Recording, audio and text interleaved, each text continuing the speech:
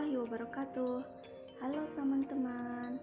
Pada kali ini kita akan membahas sedikit tentang panas dan perpindahannya.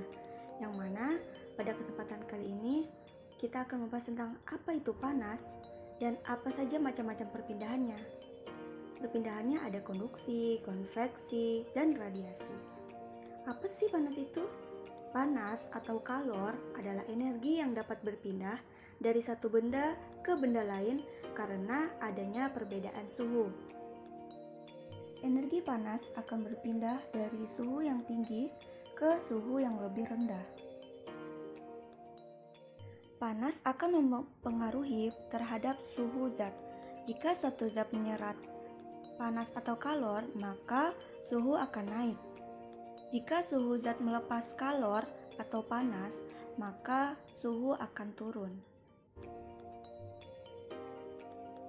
Selanjutnya, jenis-jenis penghantar panas. Benda yang mudah dan cepat menghantarkan panas disebut dengan konduktor. Pada umumnya, konduktor berupa logam seperti besi, aluminium, dan tembaga. Adapun benda-benda yang sulit dan lambat dalam menghantarkan panas disebut dengan isolator. Contohnya seperti kayu, plastik, dan karet. Selanjutnya, macam-macam dari perpindahan panas yang pertama yaitu ada konduksi. Apa itu konduksi? Konduksi adalah perpindahan panas tanpa disertai perpindahan zat perantara. Jadi, pada saat terjadinya konduksi, hanya panas yang berpindah tanpa disertai perpindahan zat perantara. Perpindahan panas secara konduksi biasanya terjadi pada zat padat. Perpindahan panas secara konduksi juga biasanya disebut dengan perpindahan panas dengan hantaran. Contoh peristiwa konduksi pada saat kita memanaskan logam dengan lilin atau api, maka panasnya akan menyebar ke seluruh bagian dari besi. Hal tersebut menunjukkan bahwa energi panas berpindah melalui perantara besi. Contoh dari perpindahan panas konduksi dalam kehidupan sehari-hari ada pada setrikaan listrik, yang mana panasnya berasal dari energi listrik yang diperantai oleh besi sebagai konduktornya dan akan mengenai baju sehingga baju itu menjadi panas. Selanjutnya ada pengaduk kopi panas dengan sendok logam. Maka panas akan berpindah dari air yang panas tadi ke bagian sendok. Lalu ada memanaskan mentega. Panas dari api akan berpindah ke mentega melalui perantara wajan.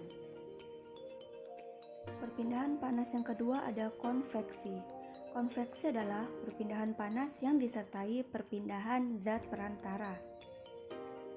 Perpindahan panas secara konveksi tidak hanya energi panas yang berpindah, tetapi diikuti dengan zat perantara yang juga ikut berpindah.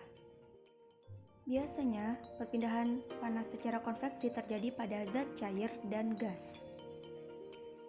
Perpindahan panas secara konveksi ini juga biasanya disebut dengan perpindahan aliran. Contoh konveksi dalam kehidupan sehari-hari adalah pada saat kita memanaskan air.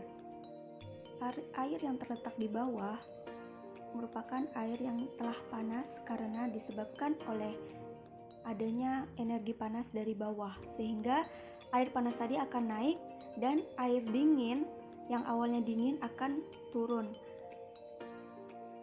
Dan itu akan terjadi selama proses pemanasan itu masih berlangsung. Contoh lain ada asap cerbong pabrik yang membumbung tinggi.